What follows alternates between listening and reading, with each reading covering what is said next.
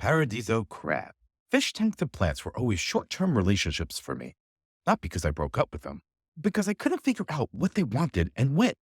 However, I did manage a longer relationship 12 years ago when I decided to buy a fish tank with a crab. I liked the concept of holding one member of a species hostage for all the times I was pinched by a crab in the ocean. What I didn't realize was that I was setting up a torturous scenario.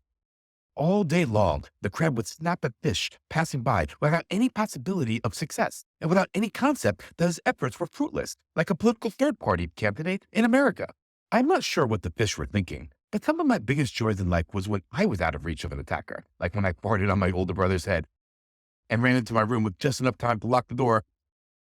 Maybe the fish had a similar feeling. One morning, though, I witnessed futility reimagined. The crab repeatedly climbed the plant in the fish tank with glory in mind. He made his way as high as he could before his weight got the best of him. I can relate. In his slow descent, he grasped at anything, like a broke gambler being tossed out of a casino. He did this all day and night without any realistic hope of catching the more nimble and elusive fish. But the crab never gave up. I didn't admire this crab's resilience. For me, the best part of hitting yourself against the wall is when you decide to stop. And, well, maybe the crab heard my thoughts. He eventually changed it up again. Instead of desperately dive-bombing fish, he redirected its effort to the filter. My first thought was that this crab enjoyed the finer things in life, like extra virgin olive oil, fresh baked bread, and sparkling water, but then I realized it wanted out. The filter was a potential ladder towards freedom. The crab didn't know there was no opening in the fish tank cover, but at least it was trying something different. I was building respect for this crab after all. And the crab did attempt acrobatic crusades for weeks, something I appreciated as a Cirque du Soleil wannabe. Figured out how to climb at an angle so that when the crab fell, its body went in the direction towards the filter. However, a glass filter is slippery when wet, and this was, after all, a fish tank. So the crab yet again faced repeated failure, until it didn't. One morning, I noticed the crab was gone. Did the fish coordinate a piranha-like ambush? Did the crab figure out teleportation? My reality was jolted out of rational explanation.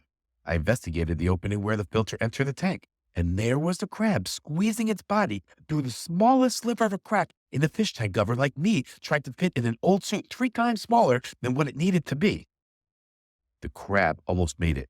I was tempted to let it experience the freedom it deserved, but I felt that the world would be like jumping out of a frying pan and into a fire, so back in it went.